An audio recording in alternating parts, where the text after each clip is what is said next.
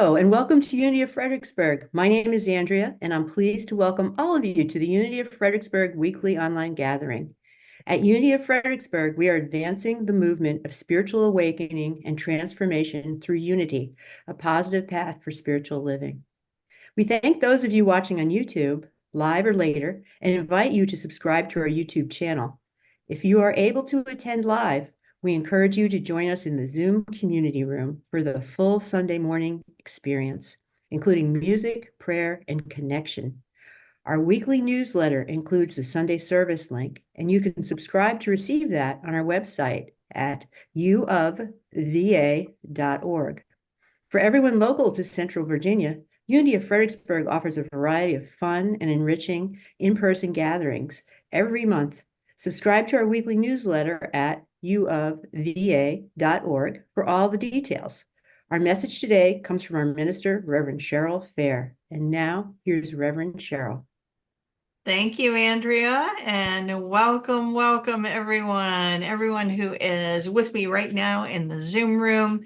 And those of you watching on YouTube, I welcome you, whether you're watching now or later. Your energy is appreciated and happy to have you with us. Our broadcast date today is May the 12th. It's Mother's Day, so it's a good day to celebrate all of the mothers out there and mother figures. And of course, all of us had a mom. Whether or not that was a good experience for you, we can all honor the divine feminine within us all, right?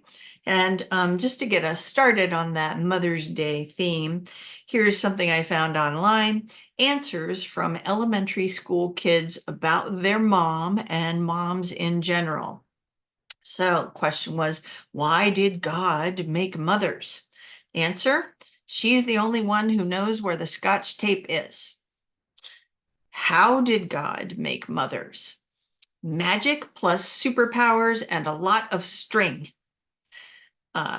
Why do you think you have your mom and not some other mom? Because she likes me a lot more than other people's moms like me. What kind of little girl was your mom? I don't know because I wasn't there, but my guess would be pretty bossy. What does your mom do in her spare time? Mothers don't do spare time. Isn't that true?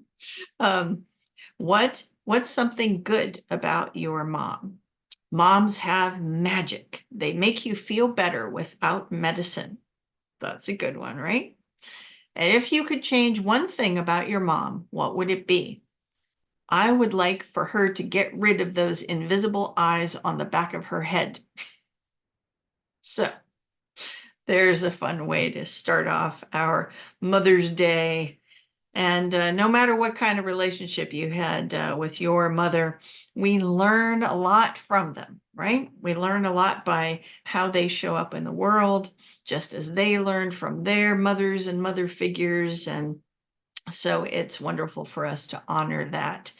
Now, in May here at Unity of Fredericksburg, our focus is on financial well-being, which is very much kind of an outer world focus this month. And our mission, as Andrea mentioned earlier, we talk about our mission every Sunday, is our mission here at Unity of Fredericksburg is to advance the movement of spiritual transformation. So what we're doing is finding ways to support this human experience of financial well-being or prosperity, if you will, through our spiritual understanding and our spiritual practices. So we started last week talking about the principle of abundance. And, you know, when we think about that which we call God or the universe, you know, we can think about kind of the big picture of the universe out there, outer space, that kind of thing. It's big. It's hard for us to conceive of that with our human brains, but we really do know and understand abundance. When we think about things like love, we can always make more love. Ideas, we can always have more ideas, more creativity. And so we do have ways to appreciate that and because we are living these human lives in these human bodies, we really do experience the appearance of limitations in our human lives, right? So, in the areas of your life where you might be experiencing persistent patterns of lack, I always feel like I don't have enough of this or I don't have enough of that. I just encourage you to be gentle with yourself and gentle with others who might be a part of that dynamic. Be forgiving with yourself and others. So we all have our patterns and we can work on making those better and changing those. But a lot of what we're kind of acting out in our day-to-day life is patterns that were imprinted on us when we were children, right? A lot of these limitations that we experience, these feelings of not having enough, it comes from the culture around us and the things we learn in early childhood from parents, teachers, priests and ministers, and the mass media, right? We take in this information as children without questioning because we're told this is how the world works, right? And then these learned patterns from the past shape our experience of what's going on right now. So when it comes to these learned patterns, one of the biggest limitations in our experience of abundance is what author Lynn Swift calls the toxic myth of scarcity. So I'm basing a lot of my talk today on this book. Let's see if I can position it so it shows up on camera here. This is The Soul of Money by Lynn Twist. Uh, let's limit our use of the chat thread until we get finished with the YouTube, please. Thanks, folks. So the subtitle on this book is Reclaiming the Wisdom of Our Inner Resources. So my title today is Scarcity and Sufficiency, and that comes from this book, Lynn Twist. So here's one quote from the book. No matter who we are or what our circumstances, we swim in conversations about what there isn't enough of. Now, hopefully your experience of, your lived experience is not overwhelmed by this myth of scarcity, but chances are you'll recognize some familiar trends in this quote that I'm about to read to you from this book, The Soul of Money, about messages that we receive from the outer world, from TV and radio and other people. So here's Lynn Twist saying, before we even sit up in bed, before our feet touch the floor, we're already inadequate. We're already behind, already losing, already lacking something. And by the time we go to bed at night, our minds are race with a litany of what we didn't get or didn't get done that day. We go to sleep burdened by those thoughts and wake up to that reverie of lack. Oh, that's rough, isn't it? But we can recognize that, right? That, the world is out there saying there's not enough of everything. So I'm hoping that quote doesn't reflect, the totality of your lived experience, but you may recognize bits of it, particularly with rest and time and those kinds of things. There may be some topics in there that are a challenge for you, or you may find yourself in conversation or collaborating with people who are really carrying that message of not enough. Not enough money, or I'm not enough, that kind of thing. Let's face it, if you have, even if you've managed to cultivate a good practice around gratitude and abundance, our outer culture, and I'm talking about American culture at this point, is filled with messages of scarcity, right?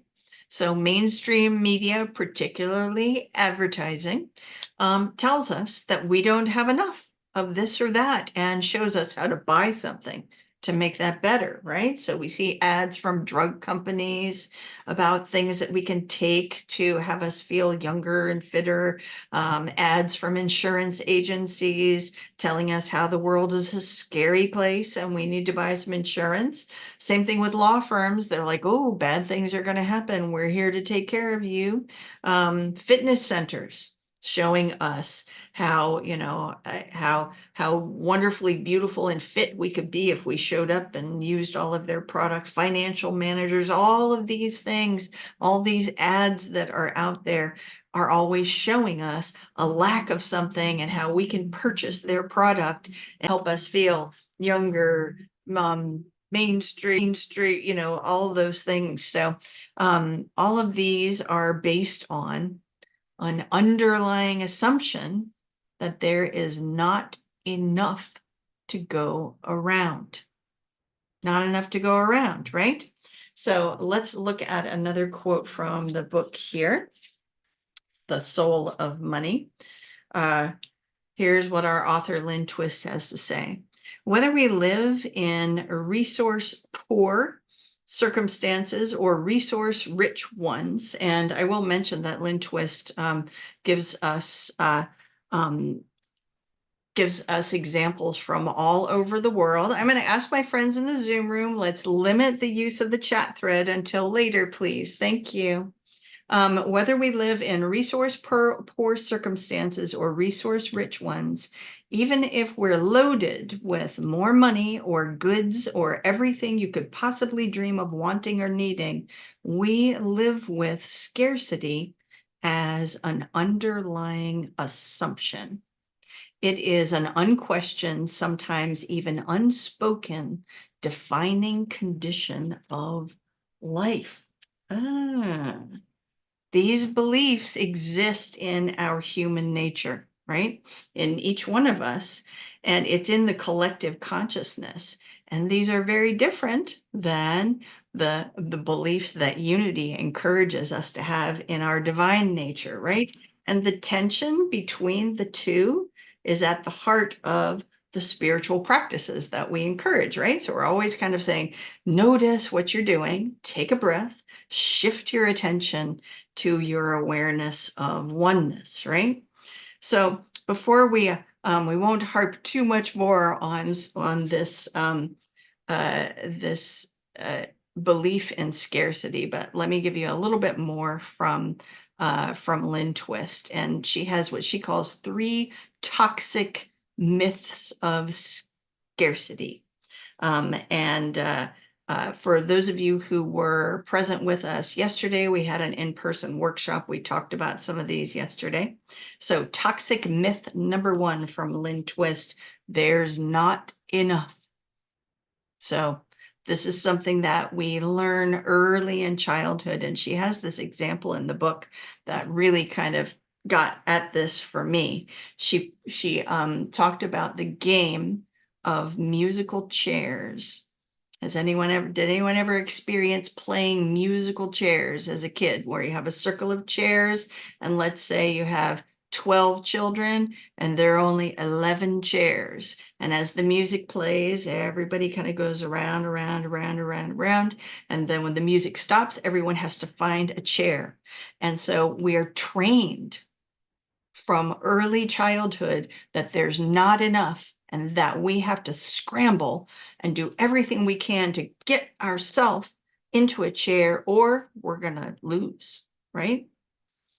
I always found that game to be just really kind of traumatizing, actually, because of that. I mean, it's like a kind of a cutthroat sort of situation where you're fighting for scarce resources, and that mindset kind of follows with us, right? As we go through our lives. And one of the enduring questions that there is in humanity is, why is there poverty? Well, Lynn Twist points out to us that when we buy into this belief that there's not enough, then we are buying into a dynamic where some are going to have what they need and some aren't, because there's not enough. So When we believe in there not being enough, then we perpetuate this mindset that creates haves and have-nots. So, an important thing for us to think about. All right, toxic myth number 2 around scarcity that Lynn Twist talks about is more is better. So, this myth, if there's not enough, we believe number 1, then more is better. This myth puts us on track to kind of always try to get more than what we need. Well, I really only need 1, but let me just get 3 just in case. And this kind of mindset, this kind of behavior ends up hurting us all. Does anyone remember when at the beginning of the pandemic in 2020, the mad rush on toilet paper, where people were rushing into the stores buying huge amounts of toilet paper, much more than what they needed, and then making it so that people who came in to just get a little bit to, all of a sudden there's not enough toilet paper. Now, was that something that would have caused a real hardship for anyone? I mean, there are other ways you can figure out to handle that necessary thing, but this is an example of what happens when we believe there's not enough and more is better. So it also puts us in a mindset that we never can arrive at enough, at having enough and being enough, because we're programmed to always, we always need to get more. I always need to have more. I always need to do better. And this myth also kind of, goes into this package of making it so that part of our brain admires those who have more than enough. And then we get into this assumption that those who don't have more are not good enough or not smart enough. And it starts getting into we start making these value decisions about people who have more are better and smarter, people who have less, or, those kinds of things. And one thing that is particularly helpful, I've had the opportunity to do this a couple of times when, having a little bit of travel on my own, where it was just me, and going to the grocery and determining what do I, for this many days, let's say 3, maybe 5 days, what do I actually need? How much do I need? And it's really not that much.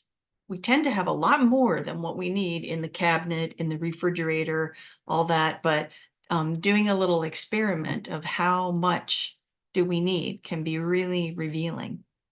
All right, one more of these toxic myths, and then we'll move on, right? And the third toxic myth that author Lynn Twist talks about is that's just the way it is.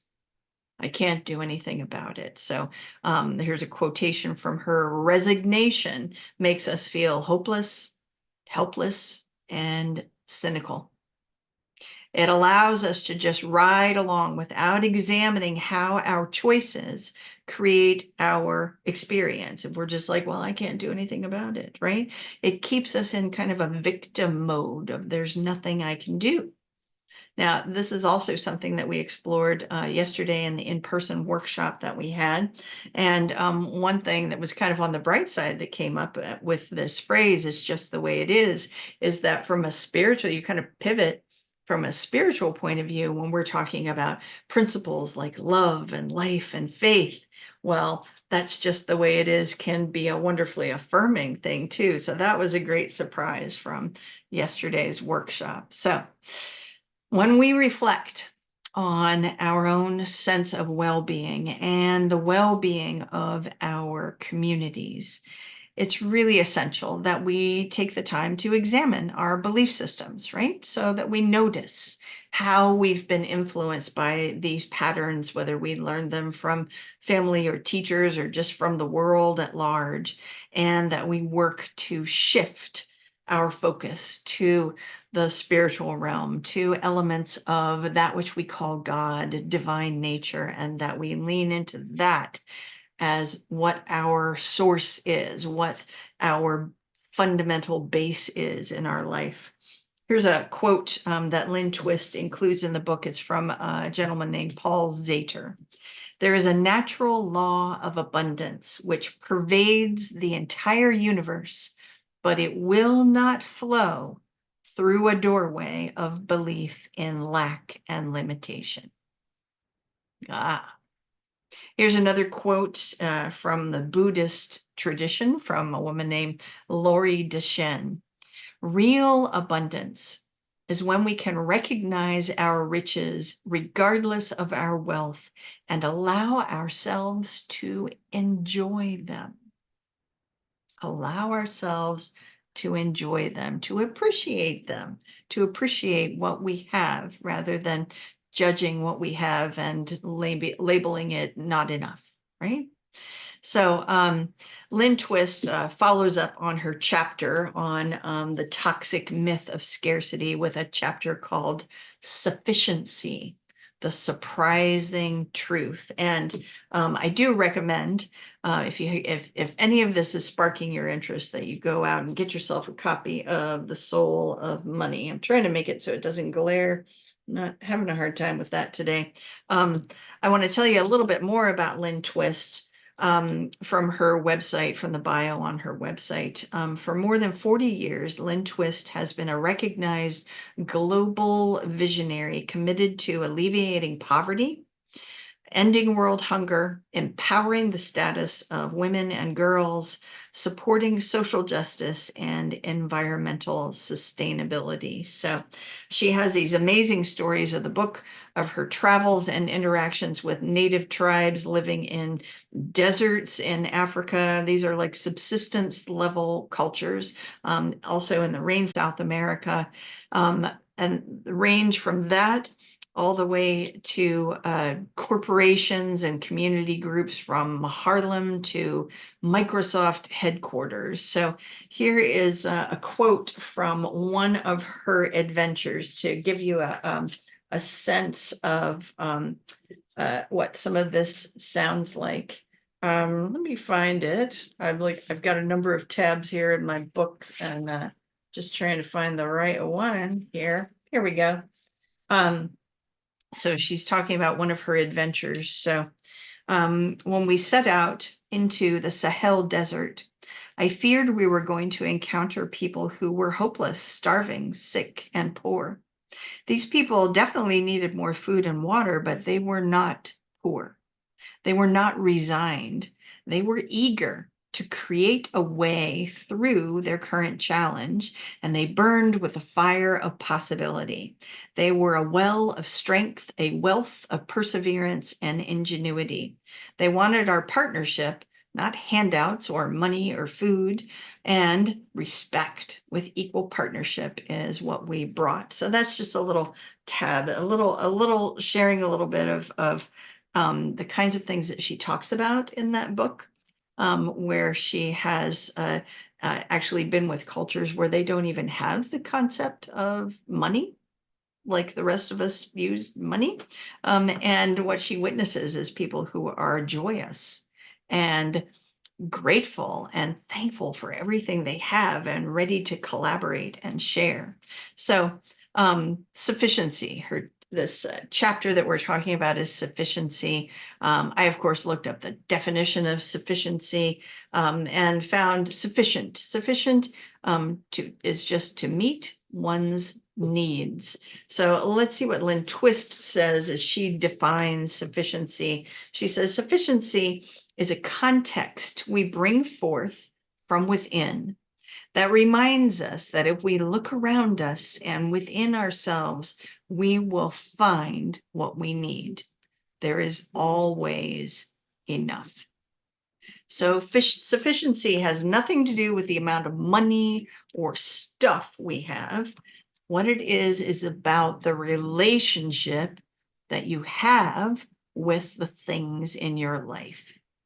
And we're talking about all the aspects of our lives, relationships, purpose, health, time, and yes, money. So are you looking upon the things you have and judging them and labeling as less than enough?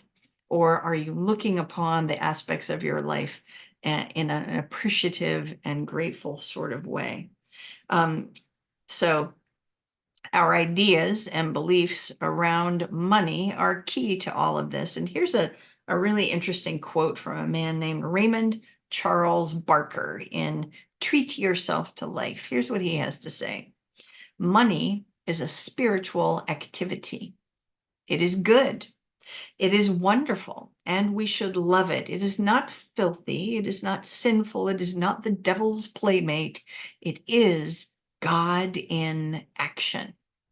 The stock market is a financial barometer. I do not condemn it. I do not criticize it, nor do I bless it.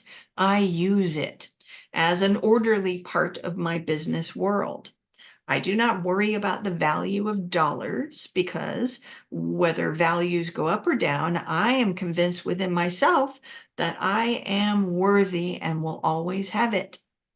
I will always have money because the law of prosperity is based on the perpetual circulation of God's ideas in the infinite mind. Ah, that, my friends, is a mindset of sufficiency, right? So the feelings of having enough, being enough, this is the energy of sufficiency. And one of the greatest examples that we have of that is the natural world, right? So, and Jesus in the Bible, he teaches this lesson of sufficiency. So I'm going to read to you now from the Gospel of Matthew. This is chapter 6, verses 25 through 29. And these are quoted as being the words of Jesus. Therefore, I tell you, do not worry about your life, what you will eat or what you will drink, or about your body, what you will wear. Is not life more than food, and the body more than clothing? Look at the birds of the air. They neither sow nor reap nor gather into barns, and yet your heavenly Father feeds them. Are you not of more value than they? And which of you, by worrying, can add a single hour to your span of life? And why do you worry about clothing? Consider the lilies of the field, how they grow, they neither toil nor spin. Yet I tell you, even Solomon in all his glory was not clothed like one of these. So another brilliant example of a teaching around sufficiency. So as we all reflect on our own sense of well-being and the well-being in our communities, I just remind you to just notice your thoughts as you go through your daily life, as you pay your bills, as you look at what and assess what you need for your household. Don't blame yourself for all of these patterns that we're talking about, these beliefs that are out there. Just notice how you've been influenced by that and work to shift your attention to the spiritual truth of sufficiency. So here's one more quote from Lynn Twist. I suggest that sufficiency is precise. Enough is a place you can arrive at and dwell in. So often we think of abundance as the point at which we'll know we've really arrived. But abundance continues to be elusive if we think we'll find it in some excessive amount of something. True abundance does exist.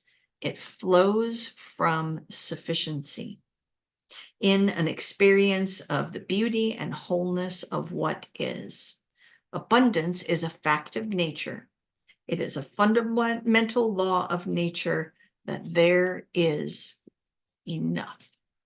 So remember that what we give our attention to expands. So if you are giving your attention to worries about lack, then that will expand in your consciousness.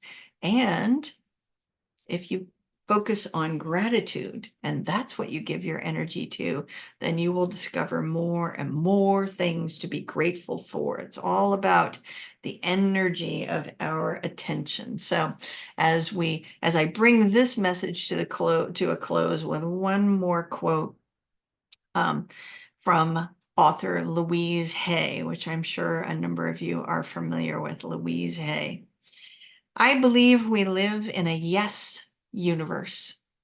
No matter what we choose to believe, to think, or say, the universe always says yes to us. If we think poverty, the universe says yes to that. If we think prosperity, the universe says yes to that. It's up to us. The universe wants us to experience everything we desire. So let's say yes to all good. Be a yes person living in a yes world, responded to by a yes universe. So let's say yes. All right. Now we're going to move into our time of meditation.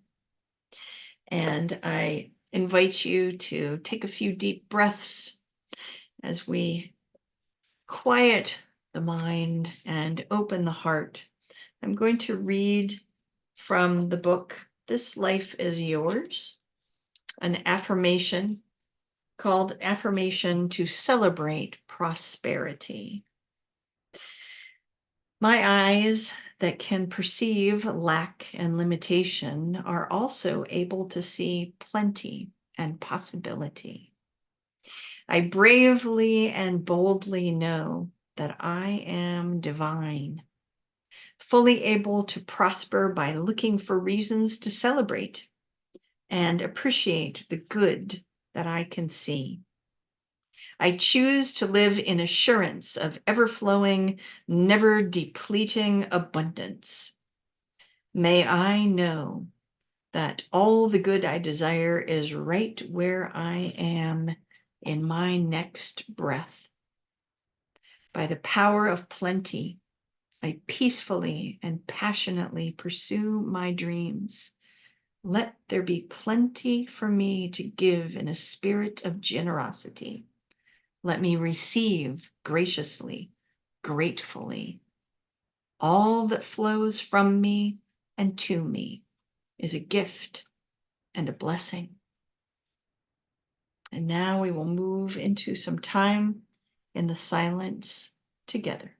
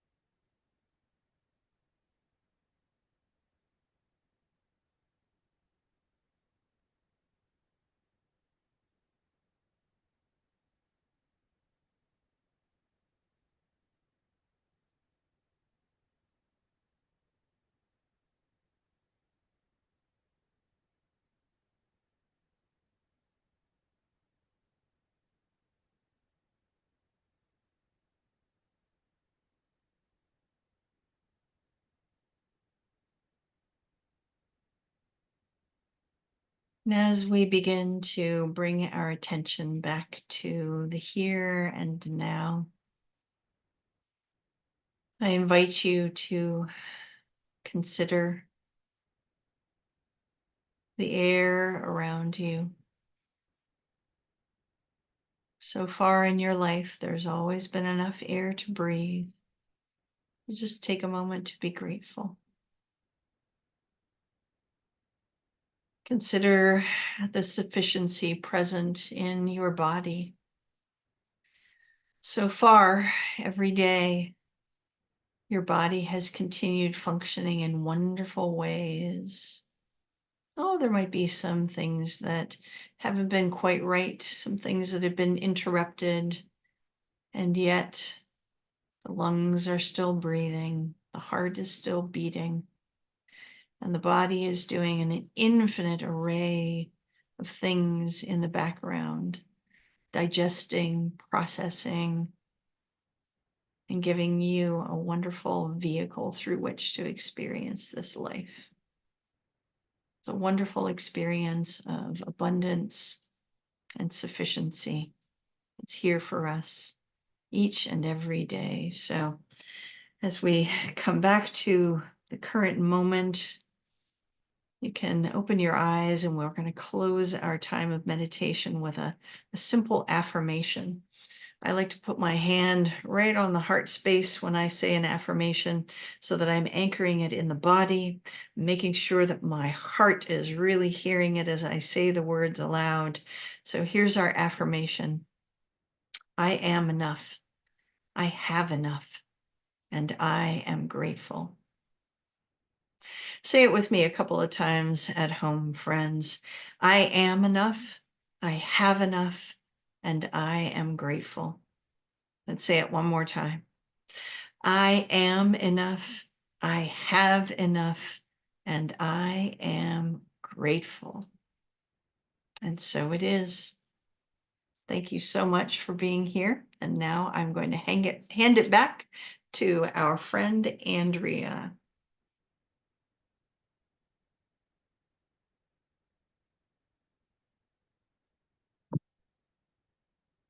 Andrea, are you there? Let's see. Not seeing any. Oh, here she comes.